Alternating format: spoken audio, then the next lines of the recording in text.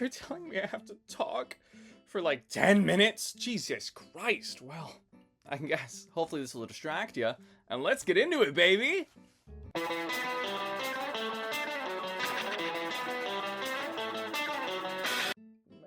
look at these losers. They want to learn how to be clowns? God, what a fool. Literally. Well, I guess it's coming into spooky season, so what better time to teach you guys how to top? But not just any top, baby. No, we're learning how to be a big top. We're going to show you the products I use, the order in which I use them, and how we become our base clown big top. So get ready, baby. It's only a couple minutes. God, let's get it! Every top needs a good base, so we're starting off with the Trixie Cosmetics First Base Priming Spray. We're getting that shit nice and wet, and we're gonna dry it in between every single layer of makeup. No one wants a wet base. We want it tacky. And the question I probably get asked most often is, what foundation do I use?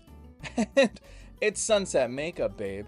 If you ever see me with an alternative or fashion colored skin tone, this is the product that I'm using. Not even just white, all their colors. It is a full coverage, lightweight foundation. And just look at that pigment, baby. I use maybe 2 to 3 pumps of makeup on my face, and that's honestly a little bit too much. You can get away with just a single pump doing your entire face. And how I apply it is using a wet beauty blender. We are just bouncing it in circular motions across my entire face. Bouncing on my face? We're starting in the lower quadrants, working our way up just because I have a bit more character on my forehead. And before we set the foundation, we are adding some cream blush, specifically Siren from the Trixie Sticks Cream Blush line, and with another beauty blender, also damp, once again, bouncing in small circular motions, focusing specifically on the temple. This will act as a good base to our powder later on. You're gonna keep it just like above your eyebrow and below your eye socket. If you go too far, take out the last beauty blender with white foundation and just blend the two back together. Just go back and forth until you're comfortable. Now, this is very important. Do not just put powder directly onto the foundation. Use a blow dryer to set the face first. If you put powder directly onto wet foundation, it'll become really cakey.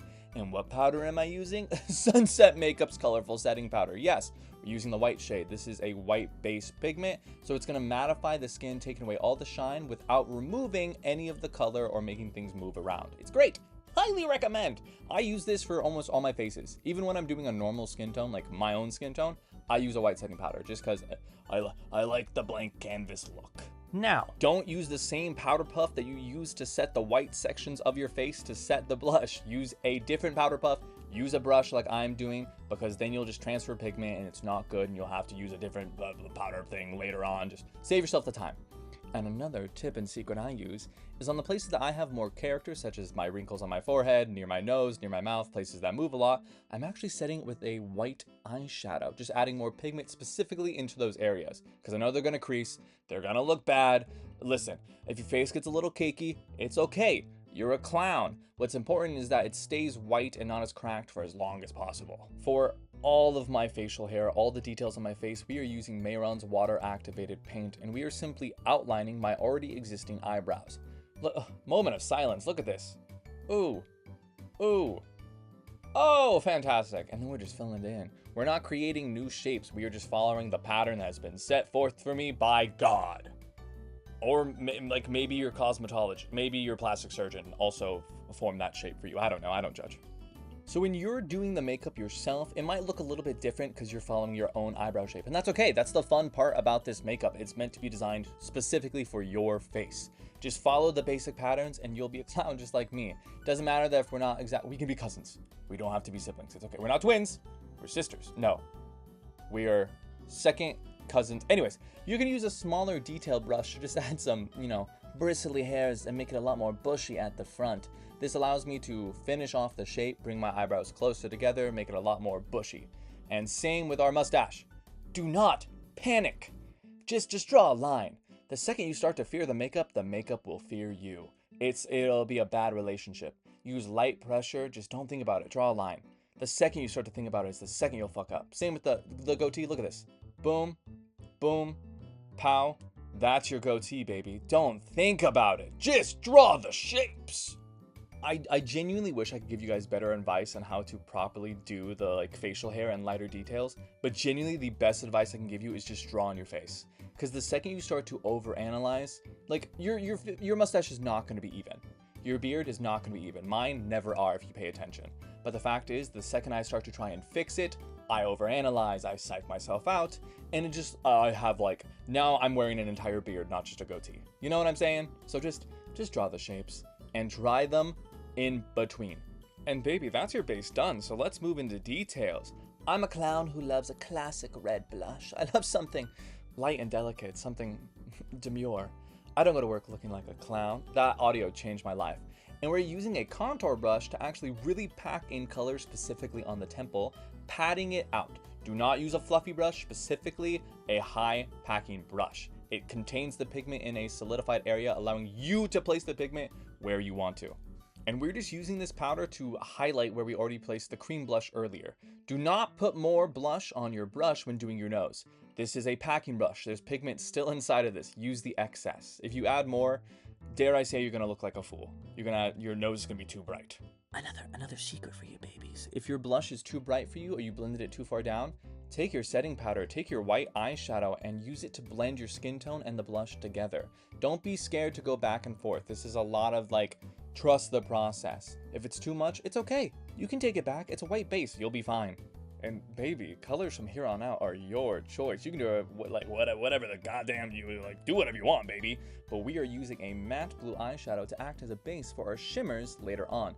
My eye looks are 90% shimmers, but I put a color down as a base to really let those colors pop.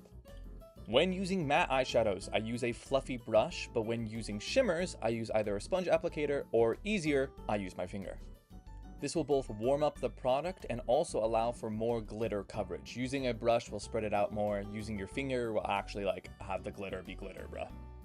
I also just like to blend my eyeshadow into my blush. The blush is quite intense and right up against the eye, so I like to put the looks together. So I'm using a pink eyeshadow that's also shimmery, clock it, and I'm blending that into the blush, just making the eyes look a lot more cohesive with the rest of the face.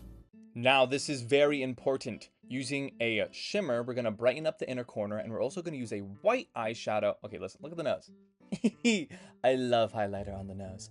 Using a white eyeshadow, we are doing a halo eye. We're putting it specifically just in the middle of the eyelid, both on the top lid and the bottom lid. Put it on the bottom lid. You don't look weird with eyeshadow under your eye, you're just not used to it. Love her.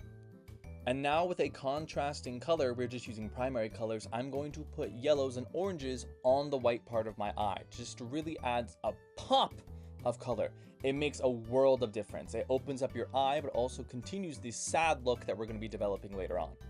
Now mascara, it's kind of up to you. I've been really into colored mascaras recently, so I'm using a red one, but you can also use, for this look, I would use blue or perhaps a black mascara. For lips, baby, classics, we're just using red. This is specifically the red Big Top Play Pigment. Big Top!